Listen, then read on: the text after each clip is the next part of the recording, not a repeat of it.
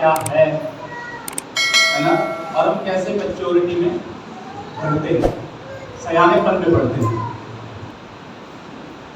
इस संदेश को आप इसकी महत्वता को तब समझ पाएंगे जब आपको ये समझ में आए कि आपका सयाना होना क्यों जरूरी है।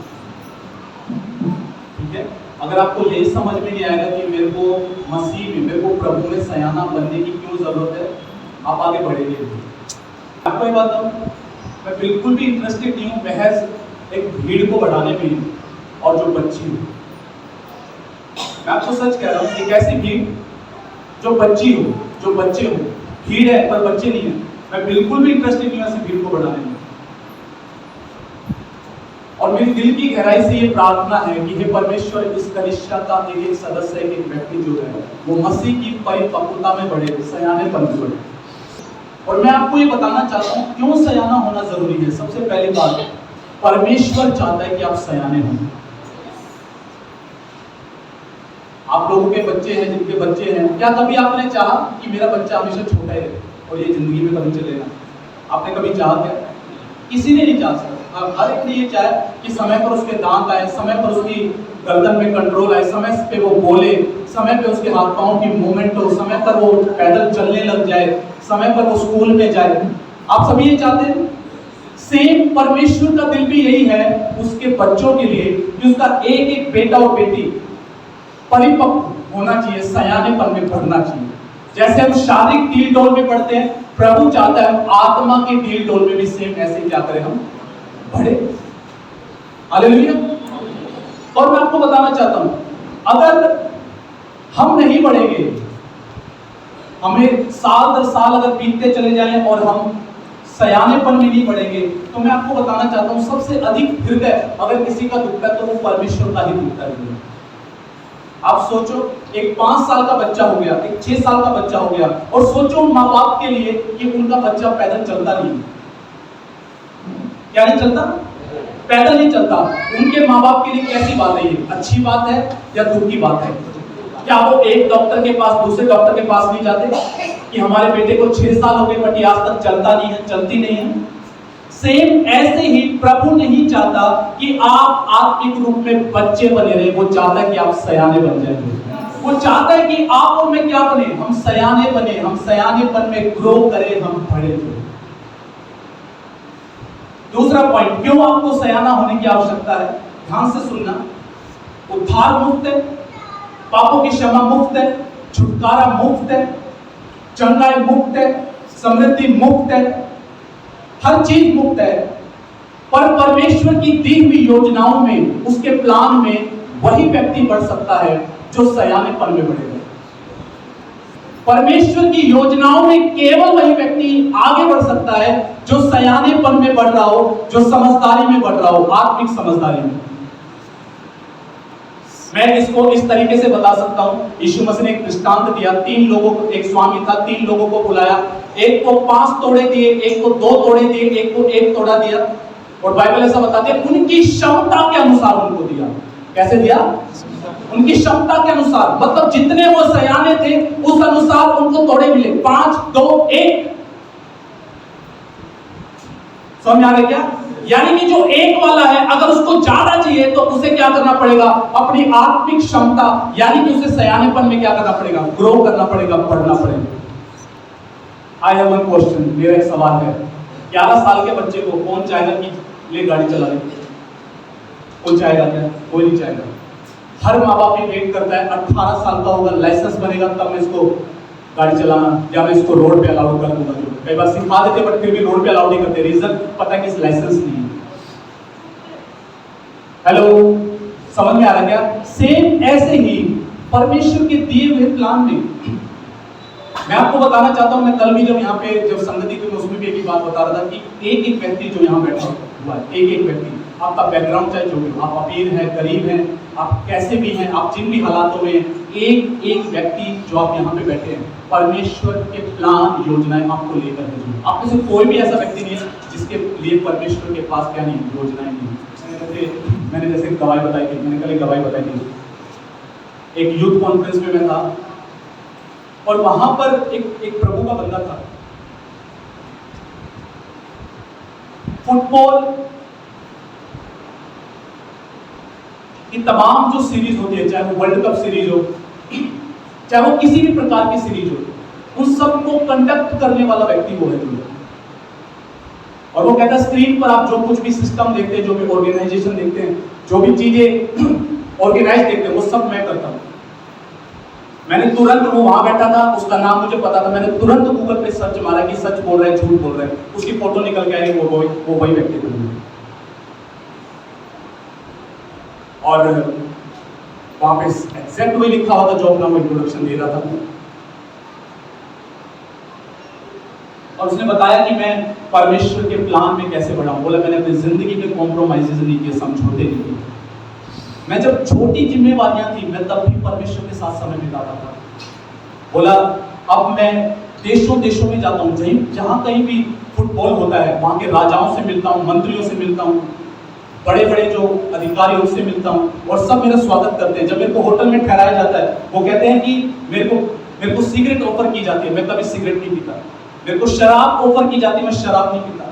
मेरी लड़कियां भेजी जाती हैं होटल पे, मैं इनकार कर देता हूं साहब ये कहकर कि मैं एक प्रभु का बंदा हूं, मेरे लिए ये सब काम नहीं है। और उस नतीजा क्या है कि परमेश्वर उनको उठा रहा है, उनके मैच्योरिटी, उनके सयानेपन के लेवल के अनुसार। हालेलुया। तो सेम ऐसे ही परमेश्वर ने, चाहे हो सकता आपके लिए कोई बिजनेस की योजना हो, शायद डॉक्टर की हो, शायद टीचर की हो, शायद प्रेरित की हो, सुसमाचार प्रचारक की हो, भविष्यवक्ता की हो, मैं नहीं जानता, पर परमेश्वर के प्लान है आप सबको लेकर। आप उनमें तभी एंट्री करेंगे जब आप सयानेपन में बढ़ेंगे। क्यों आपको सयानेपन में बढ़ने की जरूरत है? बाइबल बोलती है, यीशु ने बोला तुम जगत के क्या हो? नमक हो। क्या हो? उसने बोला कि तुम जगत की क्या हो? ज्योति हो। नमक क्या करता है? नमक सड़ने से बचाता है। नमक क्या करता है? नमक स्मेल नहीं होने देता, चीजों को खराब नहीं होने देता। नमक क्या करता है? नमक टेस्ट लेकर आता है। यीशु कह रहे हैं तुम समाज में वैसे हो। कहने का मतलब क्या है? आप समाज में सड़न को बढ़ने से रोकने वाले नमक हो। और हमारी पहचान समाज में ऐसी प्रभु ने रखी है, जैसे सब्जी में नमक के बगैर मजा नहीं है, समाज में ऐसा होना चाहिए कि आपके बगैर मजा ना हो दुनिया में। और ये नमक और ज्योति का काम आप और मैं तभी कर सकते हैं जब हम सयानेपन में बढ़े। अगली बात, मैं कुछ बातों से क्लियर कर देना चाहता हूं और कुछ चश्मे में आज तोड़ देना चाहता हूं, ध्यान से सुनना। सयानापन ये नहीं है कि एक पास्टर ने हाथ रखा और वो वहां पे गिर गया। मैंने लोग देखे हैं जो हर संडे गिरते हैं और सारे सप्ताह गलत जीवन जीते हैं, अगले संडे फिर आते हैं, फिर हाथ रखते हैं, फिर गिरते हैं। समझ में आ रहा क्या? मसीहत में ये बड़ी चकाचौंध वाली एक बात है। ओह पास्टर ऐसा करता है, लोग गिर जाते हैं। ठीक है, गिर गया, उसके बाद उसका कुछ बदला क्या? मैं उसको डिनाई नहीं कर रहा, परमेश्वर की सामर्थ करती है ऐसा, मैं मना नहीं कर रहा। गलत मत लेना जो है। इवन यीशु मसीह को जब पकड़ने के लिए आए, लोग बोले यीशु कौन है? उसने बोला मैं हूं, तो सारे गिर गए वहां पे। मैं मानता हूं इस बात को, पवित्र आत्मा की सामर्थ छूती है, पर लोगों का फोकस इसी चीज पर हो गया। गिर गया, ओके गिर गया, ठीक है, उसके बाद क्या? अगर जिंदगी नहीं बदल रही और वो चाहे 1000 बार गिरता रहे, ऐसे माफ करना। पर मैंने इवन ऐसा तक देखा है, लोग अपने तरफ आकर्षित करने के लिए जानबूझकर भी गिरते, एक्टिंग भी करते हैं गिरने की, उनको कुछ नहीं हो रहा होता तब भी कर रहे होते।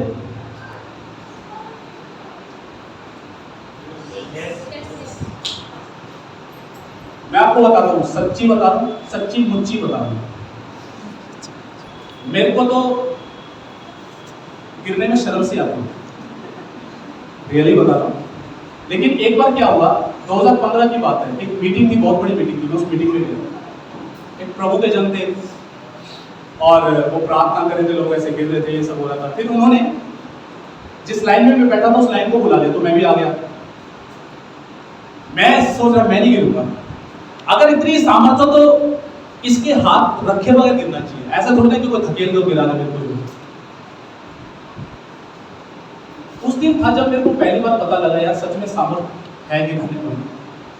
मैं जैसे ही आगे बढ़ा कुछ था क्रॉस बीच में जिसने मेरे को रोक दिया, मैं अगला कदम नहीं बढ़ा पाया। वो था रियल। नकली क्या होता है? मास्टर ऐसे धकेल रहा है गिर जाओगे, ये कोई सामर्थ्य नहीं होती। जो रियल सामर्थ्य जब छुएगी आपको पता होगा यीशु ने छू लिया। तो ये मैच्योरिटी नहीं है, ये परिपक्वता नहीं है। कई सारे लोग जरा सा गीत तेज होगा मैं इवन टीवी के अंदर भी देखता हूं, मैं यूट्यूब पे भी देखता हूं। मैं ये नहीं कह रहा कि पवित्र आत्मा ऐसा करता नहीं है, करता है, पर कई सारे लोग ये सोचते हैं यही आत्मिकता है। समझ में आ रहा है क्या? कई सारे लोग सोचते हैं यही आत्मिकता है। प्रभु का धन्यवाद हो, ऐसे चलन के लिए मैंने अनुमति नहीं दी, मैंने होने नहीं दिया चर्च में, ना मैंने कभी अलाउ की ये चीज। पवित्र आत्मा को करना करेगा, ये नहीं होना चाहिए कि एक हमारे लोग आकर्षित करने के लिए जानबूझकर ये चीजें करेंगे। मैच्योरिटी क्या नहीं है? लोग सोचते हैं जिसके द्वारा मिरेकल हो रहे हैं वो मैच्योर है। मैं फिर ये कह रहा हूं, मैं मिरेकल को डिनाई नहीं कर रहा, मिरेकल परमेश्वर करता है, बट उसे हम साइन कंसीडर नहीं कर सकते कि वो एक व्यक्ति सयाना है। क्योंकि मैं आपको बताना चाहता हूं, पवित्र आत्मा वरदानों में लोगों को चलाता है। फल अलग है, वरदान अलग है। फल मेरे लिए है, वरदान दूसरों के लिए है। परमेश्वर एक प्रभु के जन के बारे में मैंने सुना, तमिलनाडु में एक प्रभु के जन थे, जब वो ग्राउंड में एंट्री करते थे महिमा का बादल उनके ऊपर चलता था और हर कोई उस महिमा के बादल को क्लियर आंखों से देखता था। वेरी अनॉइंटेड पावरफुल जन, जब वो ग्राउंड में एंट्री करते थे लोगों के अंदर से दुष्टात्मा चिल्ला कर निकलना चालू हो जाती थी।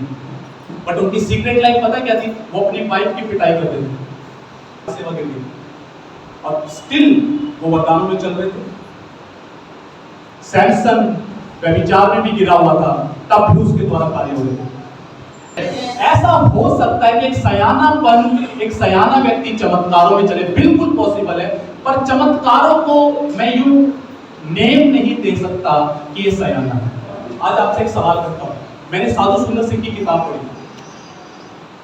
जब मैंने वो किताब पढ़ी तो साधु सुंदर सिंह ने कुछ रहस्य उसके अंदर खोले थे। क्या रहस्य थे? आप जानते होंगे कि वो पंजाब से थे जो है, और उन्होंने साधु के बेस में होकर परमेश्वर का प्रचार किया। तो उन्होंने अपनी किताब में एक बात लिखी थी। क्या लिखा हुआ? उन्होंने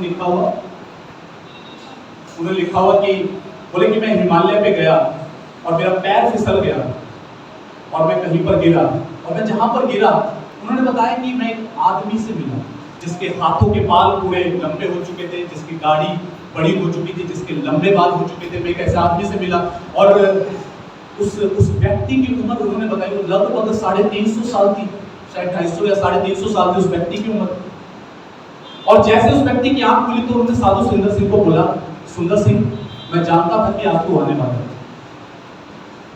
तू ये जो गिर के यहाँ पहुंचा ना, तू ऐसे नहीं पहुंचा, परमेश्वर चाहता तो तू यहाँ पर आए, इसलिए तू यहाँ पर आया। वो हैरान था कि आपको मेरे बारे में कैसे पता। उन्होंने बताया कि मैं यीशु मसीह का सेवक हूं। आप क्या कर रहे हैं यहाँ पे? मेरी 99 साल की उम्र में मेरी सेवा पूरी हो गई। प्रभु ने बोला हिमालय पे जा और वहां पर दुनिया के लिए प्रार्थना कर। मैं सैकड़ों सालों से मैं यहाँ पर पूरे विश्व भर में कल शाम के लिए प्रार्थना कर रहा हूँ। और उन्होंने बताया, उसमें लिखा हुआ मेरे जैसे यहाँ पर लगभग 28,000 साधु लोग हैं जो मसीह हैं और यहाँ पर तपस्या कर और प्रार्थना कर रहे लोगों के लिए। अब मेरा एक सवाल है, उन 28,000 लोगों को कोई नहीं जानता, ना वो फेमस है, ना उनके द्वारा कुछ चमत्कार होते दिख रहे हैं। फेमस है, हिडन है, वो फेमस नहीं, छिपे हुए लोग हैं और दुनिया के लिए प्रार्थना कर रहे हैं। मेरा एक सवाल है, क्या वो सयाने नहीं है? ना कोई नाम उनका हाईलाइट हो रहा है कहीं पे, ना अखबारों में आ रहा है, सिर्फ स्वर्ग जानता हूं और कोई नहीं जानता। आपको पता है, इवन वो हमें भी जानते हैं। उन्होंने बताया कि दुनिया के अंदर जितनी भी कलिसियाएं हैं, हम सबके लिए प्रार्थना करते हैं, उन सबको हम जानते हैं। शायद आप सुनना चाह रहा हूं कई बार चकाचौंध इस बात का सबूत नहीं है कि सयानापन है। चमत्कारों पर मैं सयानेपन का लेबल ही लगा सकता, रीजन क्योंकि चमत्कार तांत्रिक लोग भी करते हैं। आज टीवी के अंदर बहुत से बाबा लोग होते हैं, वे भी चमत्कार कर रहे हैं। क्या मैं उसे लेबल लगा दूं कि ये सयाना व्यक्ति है क्योंकि इसके पास हजारों की भीड़ आ रही है? हेलो, मैं आपको ये बातें पता है क्यों बता रहा हूं? मैं इसलिए बता रहा हूं, सही परसेप्शन, सही दृष्टिकोण आपके जीवन में आए। अगर ये दृष्टिकोण आपके दिलों में, मनों में रहेंगे, आप कभी ना कभी भटकाए जाएंगे, भरमाए जाएंगे। तो जांच लेना। मैं 11 पॉइंट ऐसे बताऊंगा जिससे आपको ये समझ में आ जाएगा कि मैं कहां पर कितना स्टैंड करता हूं, मैं कितने पानी में। तो स्टार्ट करते हैं। सबसे पहली बात, एक सयाना व्यक्ति वो है जो परमेश्वर को अपने प्रेमी पिता के रूप में जानता है और पहचानता है। ठीक है? सबसे पहली बात, आपकी जिंदगी इसी से शुरू होती है प्रभु, कि आप अपने परमेश्वर को कितना जानते हैं। बाइबल बोलती है, those who know their God, they shall do the great exploits। जो अपने परमेश्वर को जानते हुए बड़े धमाके करेंगे। हेलो, समझ में आ रहा है क्या? तो पहली बात क्या है? पहली बात कि आप परमेश्वर को कितना जानते हो, आप उसकी उपस्थिति को कितना पहचानते हो, आप वचन से परमेश्वर को कितना जानते हैं, आप प्रार्थना में परमेश्वर को कितना जानते हैं। तो आपके लिए सबसे मोस्ट इंपोर्टेंट बात क्या है? परमेश्वर को जानना। और बाइबल में ऐसा लिखा हुआ है, परमेश्वर को जानना ही अनंत जीवन है।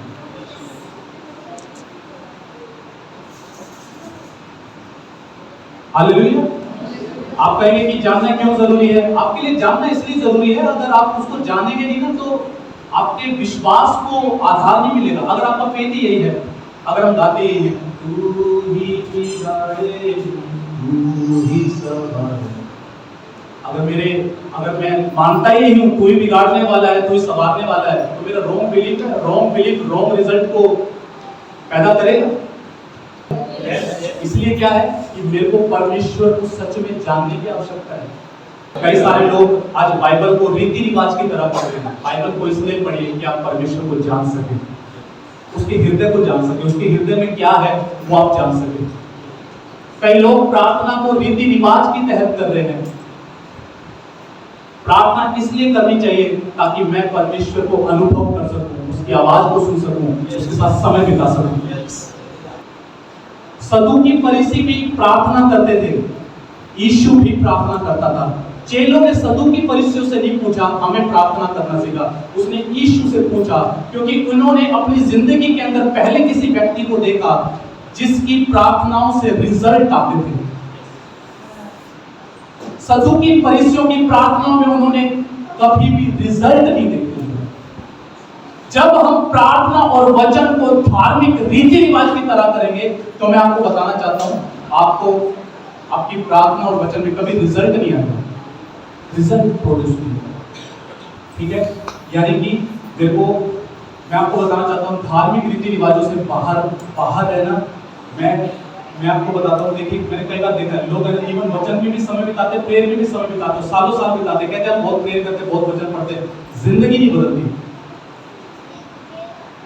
और जब वो कहते हैं कि मैं बाइबल पढ़ता हूं, मैं प्रेयर करता हूं, तो मुझे कई बार डाउट होता है ये किस प्रकार से पढ़ता है या किस प्रकार से प्रेयर करता है। अगर लाइफ नहीं बदल रही, जिंदगी नहीं बदल रही, प्रार्थना करने के बावजूद भी, बाइबल पढ़ने के बावजूद भी, दैट मींस मुझे चेक करने की आवश्यकता है क्या मैं जिस रीति से बाइबल पढ़नी चाहिए। यीशु ने क्या बोला सदूकी फरीसियों को? पता है क्या सवाल क्या है? बोला कि धर्मशास्त्र कैसे पढ़ते हो। आप जब वचन में बैठे, इस हृदय से बैठे कि हे परमेश्वर मैं तुझे जानना चाहता हूं। आप जब प्रार्थना में बैठे, इस उम्मीद से बैठे, हे परमेश्वर आज मैं तुझसे मिलना चाहता हूं, मैं तेरी आवाज सुनना चाहता हूं, मैं तेरे प्रति भूखा और प्यासा हूं। ओके, सेकंड पॉइंट, आप सयाने हैं ये इस बात से पता लगता है। मैं आपको ये बात बताऊं, मेरी लाइफ में बदलाव होता है तब से आना स्टार्ट हुआ है, से जब मैंने सारे प्रचारकों से ऊपर परमेश्वर के वचन को रखना चालू कर दिया। समझ आ रहा है क्या? पता बच्चा माइंड क्या होता है? बच्चा माइंड ये होता है, और ये मेरा भी था, अरे यार ये तो इतना बड़ा पास्टर है, ये तो लाखों की भीड़ में खड़ा होकर प्रचार करता है, ये तो ऐसे करता है, लोग गिर जाते हैं। तो ये जो बोल रहा होगा बिल्कुल सच बोल रहा होगा, चाहे वो वचन नहीं बोल रहा, पर ये बड़ा पास्टर भाई। कई सारे प्रभु के बंदे बाइबल से ऊपर परमेश्वर के लोगों को रखते चलते हैं, चाहे वो पुलपिट से कुछ भी गलत प्रचार करे। तो आप सयानेपन में कब बढ़ेंगे? जब आप परमेश्वर के वचन को, मैं आपको क्लियर बोल रहा हूं यहां से, अगर लगे कि मैं वो प्रचार नहीं करता जो वचन बोलता है, मत मानना। समझ में आ रहा है क्या? या मेरे मन की खिचड़ी है, मत मानना विषय से।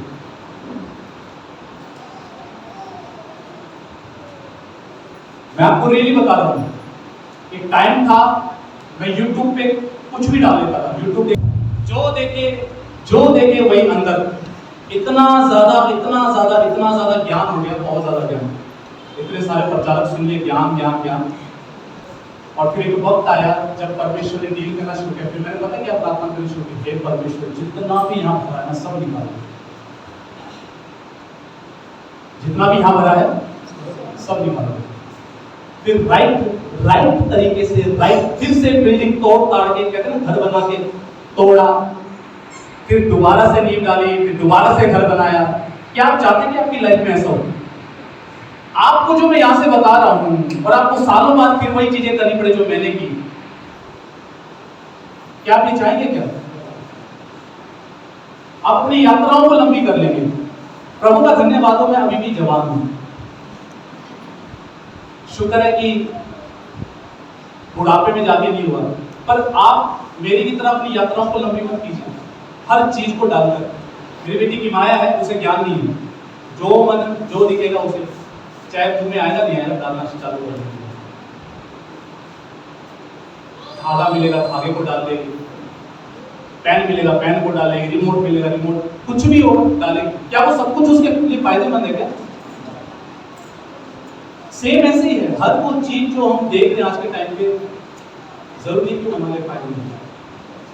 तो मेरे को अपनी लाइफ में किसको ऊपर रखना है? परमेश्वर के वचन को।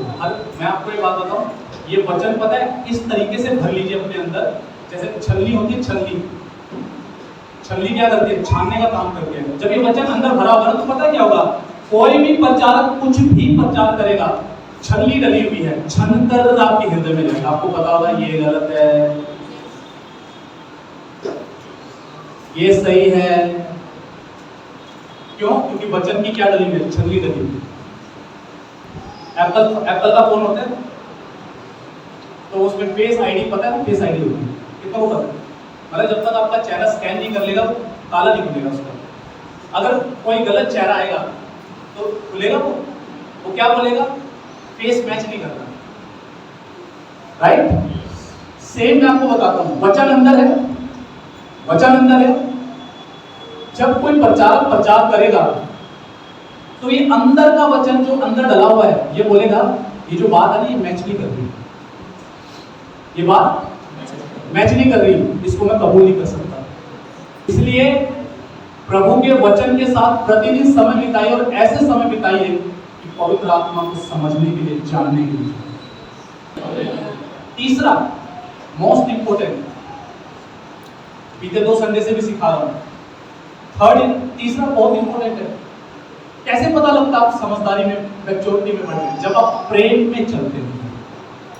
आज एक बहुत कॉमन इश्यू है कलीसियाओं में, घरों में, वो क्या है? ठोकरे। और मैं एक बात को हाल फिलहाल में मैं समझ पाया, कई बार ठोकरे इसलिए नहीं लगती कि वो जायज ठोकरे हैं, कई बार ठोकरे इसलिए लगती है कि हम बच्चे हैं।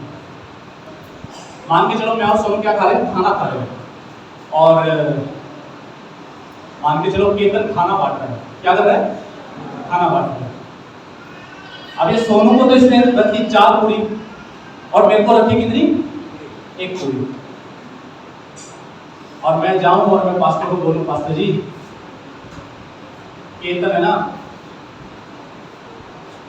आप कहते तो वो समझदार है, बिल्कुल समझदार नहीं है पास्टर जी। वो क्या हो गया भाई? पास्टर जी हम खाने पे बैठे थे, उसके अंदर पक्षपात है पास्टर जी, 4 पूरी इसको धर दी पास्टर जी, 1 पूरी मेरे को रखी पास्टर जी।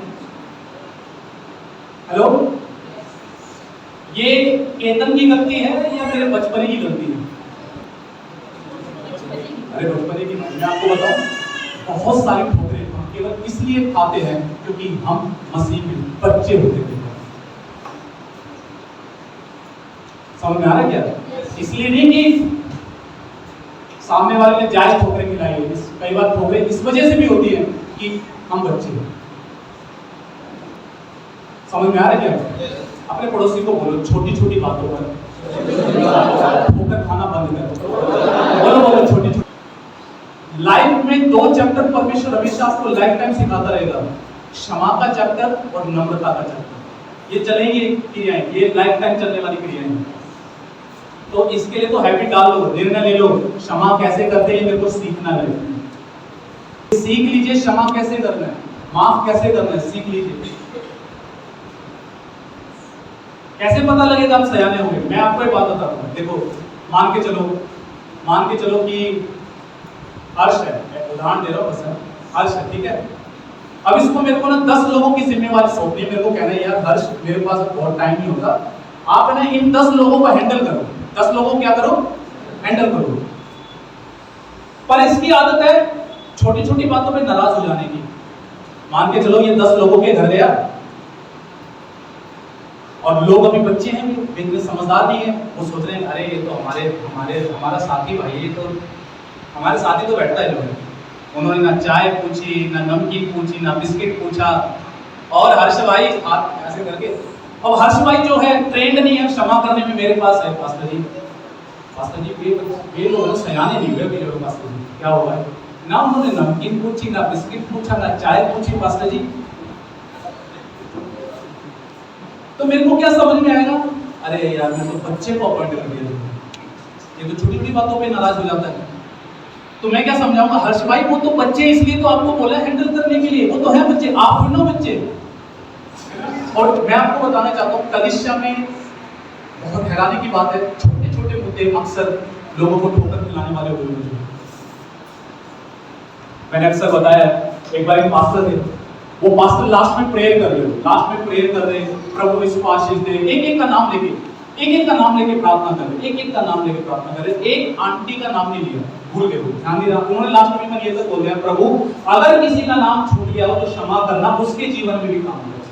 आंटी ने आना बंद कर दिया, 1 Sunday 2 Sunday 3 Sunday 4 Sunday 5 Sunday नहीं आते, 6 संडे नहीं आते। पास्टर को चिंता हुई, पास्टर ने बोला भाई पूछो यार क्या बात है, पूछा, इसने पूछा क्या बातें क्यों नहीं हुई, बोले उस दिन है ना पास्टर प्रार्थना कर रहे थे, सबके लिए प्रार्थना की, मेरे लिए नहीं। मैं इसलिए नहीं आती, आपको पता है मैं आपको क्या बताना चाह रहा हूँ, ये शैतान के प्रलोभन है छोटे छोटे, और कभी जिंदगी में इनको हैवी मत होने देना। तो कैसे पता लगेगा आप सयाने हो रहे हो? जब आप छोटी छोटी बातों को इग्नोर करना सीख रहे हैं, जब आप क्षमा करना सीख रहे हैं, पता लग रहा है आप सयाने बन रहे हैं।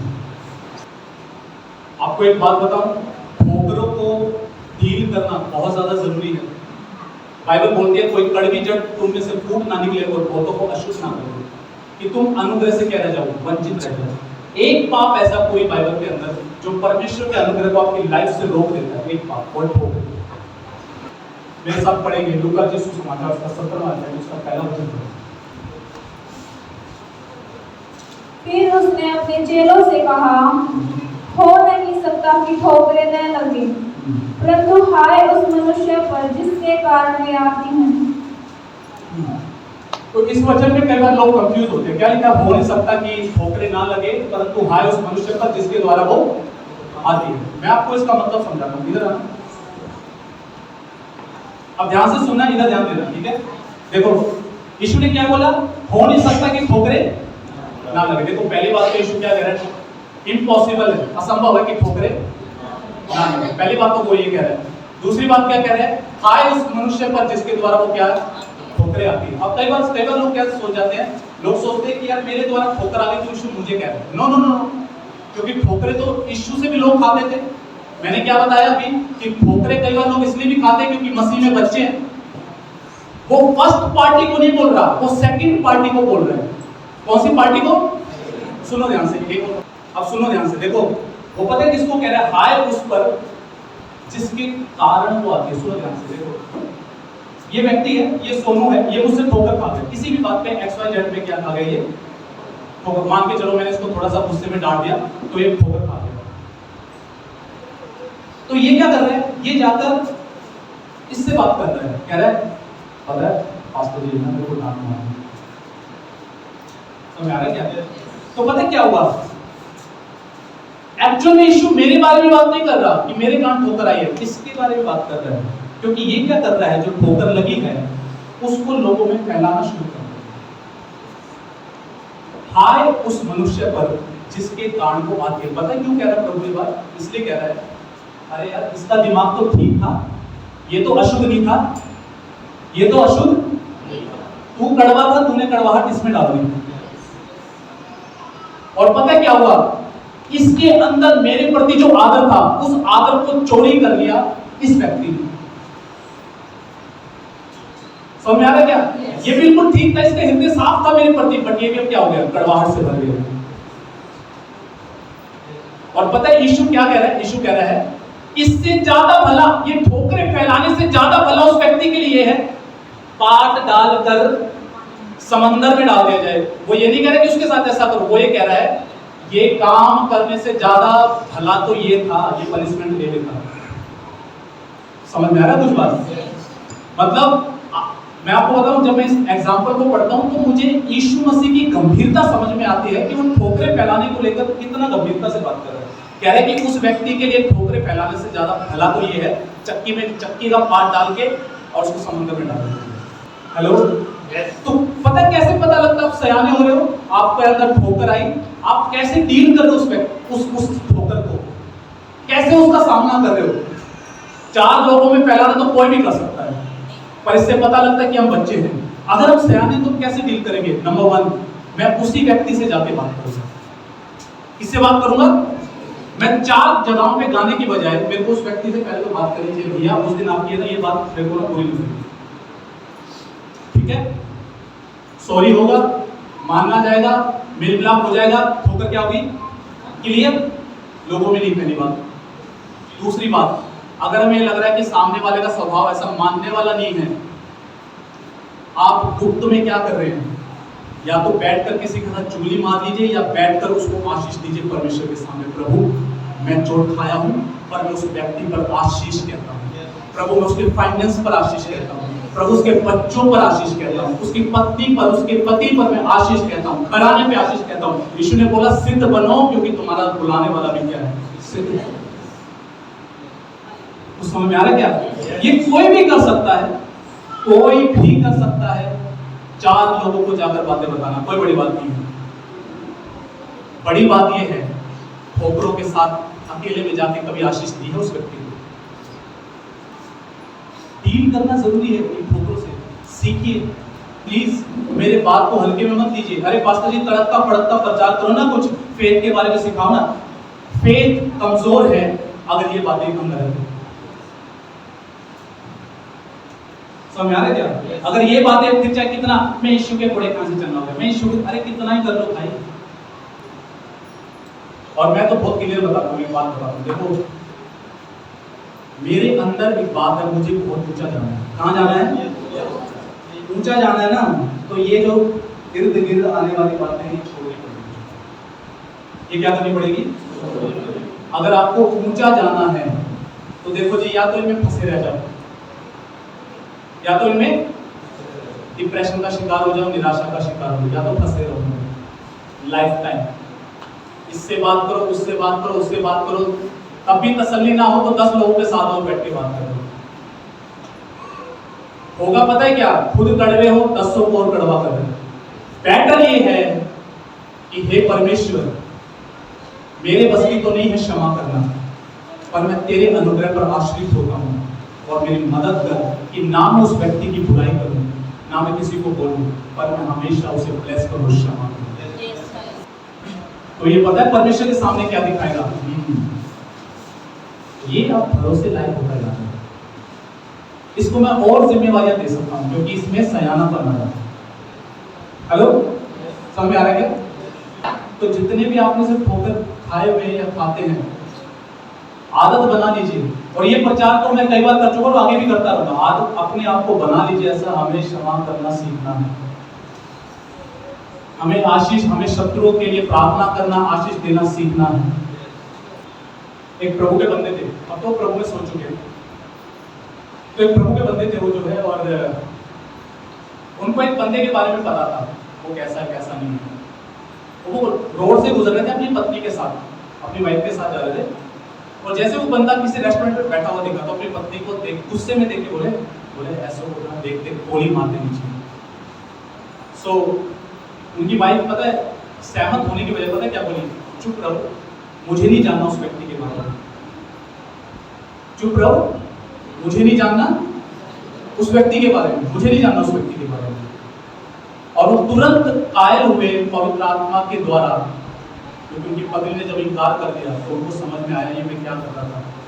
मैं ठोकर का बीज या कड़वाहट का बीज जो मेरे अंदर है, मैं अपनी पत्नी को बोल रहा हूँ।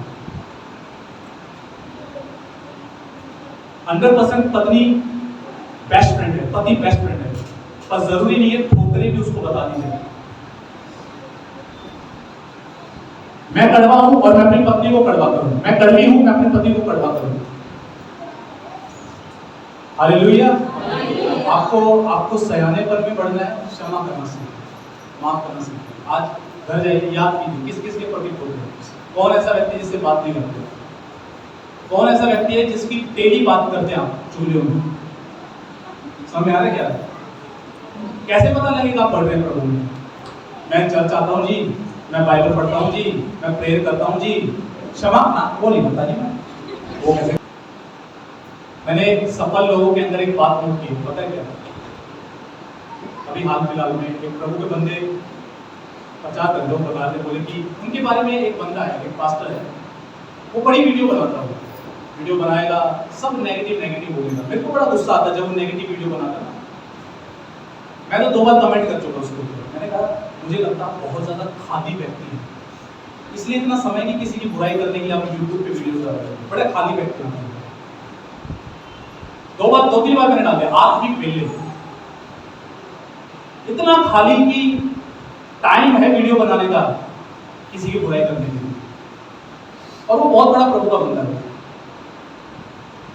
उस प्रभु के बंदे को भी पता है कि हाँ मेरी बुराइयां यूट्यूब से ऐसे फैलाई जा रही है, की जा रही है। तो उस प्रभु के बंदे ने पता है क्या बोला कि मेरे पास टाइम नहीं है मैं इन लोगों से डील करूं।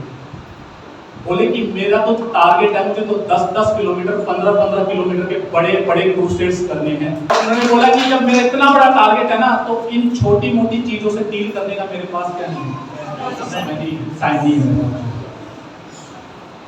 हेलो, समझ में आ रहा है क्या? अरे जब लक्ष्य बड़ा है तो मैं छोटी बातों में नहीं फंस सकता, नहीं अटक सकता मैं। आपको लाइफ में ऊंचा जाना है, ऊपर उठना है, छोटी बातों को इग्नोर करना सीखना पड़ेगा। समझ में आ रहा है क्या? नहीं तो हम क्या होंगे, हम बात करते रह जाएंगे। एक दिन प्रॉफिट आया था, भविष्यवाणी हुई थी, लेकिन आज तक वो पूरी नहीं हुई। क्यों? क्योंकि मैं छोटी बातों में उलझा पड़ा हूं। तो कई सारे पास्टर से सवाल किया गया, आप अपने लोगों की उन्नति कैसे आंकते हैं? कैसे पता लगता है वो सिद्ध हो रहे हैं, मैच्योर हो रहे हैं? और मेरा पॉइंट ऑफ व्यू ये था, मैंने उनको बोला मैं तो इस चीज से जांचता हूं, अगर एक व्यक्ति क्षमा करना सीख रहा है, दैट मींस वो सयाना हो। मेरा आत्मिक मापदंड ये नहीं है कि आपने टंग्स में बहुत प्रेयर कर ली, ये आत्मिक मापदंड नहीं है। मैंने पहले भी बोला था, घंटों करने वाले का सबूत ये नहीं है कि वो बहुत मैच्योर है, बहुत आत्मिक है। बट मेरा स्पिरिचुअल मैच्योरिटी मापदंड यही है, एक व्यक्ति कितना क्षमा कर रहा है, कि कैसे वो ठोकरों को डील करता है। ठोकरें आती है तो क्या करता है? क्या 10 लोगों में बात करता है, या व्यक्तिगत जाके परमेश्वर के सामने उससे डील करता है? हाँ, ये हो सकता है अगर आप मान के चलो आप संघर्ष कर रहे हैं किसी को क्षमा करने में और आप नहीं कर पा रहे, आप बात कर सकते हैं अपने से सयाने व्यक्ति से, आप अपने अगुवे से बात कर सकते हैं, मैं इस व्यक्ति को क्षमा करना चाहता हूं पर मैं नहीं कर पा रहा हूं, आप मेरी मदद करें। आपके लिए प्रार्थना करेंगे, आपको वचन से सिखाएंगे, आपको क्या करना है क्या नहीं करना, आप मदद ले सकते हैं, पर उसे 20 लोगों में फैलाना बहुत गलत है। कैसे पता लगता मैं मैच्योर हो गया? ध्यान से सुनना। जब मैं प्रभु में बढ़ने लगा तो मेरा परमेश्वर में प्रार्थना करने का, वचन पढ़ने का स्वार्थी उद्देश्य थे। फिर एक दिन परमेश्वर का एक सवाल था मेरी आत्मा में, क्या होगा अगर परमेश्वर वो कुछ भी ना करे जो तुझसे चाहता है, क्या तू तब भी प्रार्थना करेगा? और मेरा सेम सवाल आपसे, मान के चलो परमेश्वर आपको इस्तेमाल ना करे, मान के चलो परमेश्वर आपकी एक भी प्रार्थना को उत्तर ना दे, इमेजिन एक भी प्रार्थना को उत्तर ना दे, क्या आप प्रेयर करेंगे कभी? मुझे बताइए, क्या आप तब यीशु के पीछे चलेंगे जब कुछ नहीं मिलने वाला? हेलो, आज लोग डिस्करेज हो जाते हैं प्रेयर करने से, क्योंकि उनकी प्रेयर्स के आंसर नहीं है और वो हताश हैं और इसलिए प्रेयर नहीं कर रहे। समझ में आ रहा है क्या? हालांकि एक सॉन्ग है, उस सॉन्ग, ये जो मैं बात आपको बता रहा हूँ इससे रिलेट करता हूँ, उसकी फीलिंग समझ पा रहा हूँ। ये कहना ही चाहता है तो मेरी लाइफ में कुछ करेगा या नहीं करेगा, मेरा रिलेशन इस बात पे आधारित नहीं है। तू मेरा परमेश्वर है, क्योंकि मैं जान चुका हूँ तू ही उद्धार करता है, तू ही मुक्ति करता है, जीवन की बातें तेरे ही पास है, तू ही परमेश्वर है। अब चाहे तू इस्तेमाल करे या ना करे, कुछ करे या ना करे, मैं तुझे छोड़ने वाला नहीं हूँ, मैं हमेशा तुझसे चिपका रहूंगा, मैं पीछे नहीं मुड़ने वाला, पीछे नहीं हटने वाला। यीशु मैं जान चुका हूँ तू ही प्रभु है।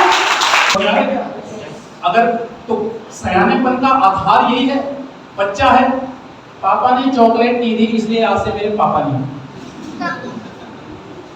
पापा ने ना साइकिल नहीं दिलाई, मतलब पड़ोसी का पापा साइकिल दिलाई है, पापा आप अच्छे पापा नहीं। बच्चा सयानेपन में क्या, पापा ने साइकिल दिलाई है नहीं दिलाई है, I have the best dad in the world, मेरे पास दुनिया का सबसे बेस्ट पापा है। बच्चा, मेरे पापा अच्छे नहीं, उसके पापा बहुत अच्छे, सारी मानते, मेरी नहीं मानते। बच्चा, समझ में आ रहा है क्या? मेरे पापा मेरे नहीं भी मानते तो भी वो मेरा पापा है। तो परमेश्वर के साथ रिश्ता अगर शर्तों पे आधारित है तो दैट मींस कि हम मसीह में क्या है, बच्चे हैं। समझ में आया क्या?